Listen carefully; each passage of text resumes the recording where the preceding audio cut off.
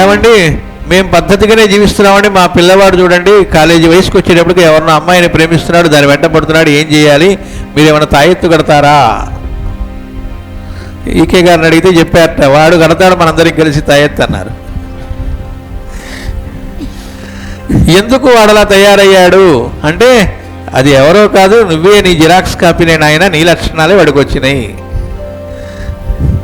ఈకే గారి దగ్గరికి ఓసారి ఆయన ఓల్డ్ స్టూడెంట్ యూనివర్సిటీలో వచ్చాట, చాలా కాలం తర్వాత వచ్చి, ఏమండి మాస్టర్ గారండి, మా అమ్మాయిని మళ్ళీ యూనివర్సిటీలోకి వచ్చింది, పెద్దదయింది, యూనివర్సిటీలో వేస్తున్నాను, ఇప్పటిదాకా మొత్తం లేడీస్ కాలేజీలోనే చదివించాను, లేడీస్ స్కూలు లేడీస్ కాలేజీ, ఎక్కడ మగవాళ్ళ జోలికి వెళ్లకుండా ఉండేట్టుగా, కానీ ఇప్పుడు యూనివర్సిటీ అనేటువంటిది, అప్పట్లో మహిళా యూనివర్సిటీ ఇంకా పుట్టలే కాబట్టి లేడీస్ యూనివర్సిటీ లేదు కాబట్టి ఇక్కడ వేయాలి, అది కూడా తెలుగు డిపార్ట్మెంట్లోనే చదివిస్తున్నాను మీరుండే చోటే, కాకపోతే మరి కావ్యాలు, శృంగారము, రసము ఇవన్నీ వాటిల్లో వస్తూ ఉంటాయి కదా, అందులో మరి కో ఎడ్యుకేషన్ కదా, కాస్త ఒక కంట కనిపెడుతూ ఉండండి మా అమ్మాయిని అని అడిగాట.